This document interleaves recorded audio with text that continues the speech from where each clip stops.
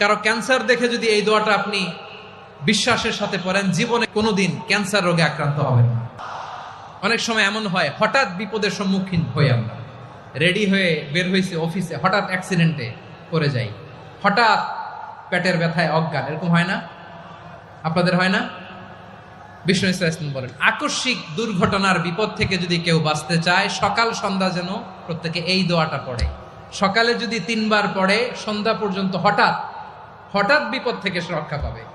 Two be protected from sudden calamity, sudden disaster, sudden calamity, হঠাৎ বিপদ, হঠাৎ ভয়ঙ্কর কোন আকস্মিক বিপদ থেকে আল্লাহ বাঁচায় দিবে। সকালে পড়লে সন্ধ্যা পর্যন্ত প্রোটেক্টেড, সন্ধ্যাবেলায় যদি 3 বার পরে সকাল পর্যন্ত প্রোটেক্টেড। সুবহানাল্লাহ পড়ে। দোয়াটা কি?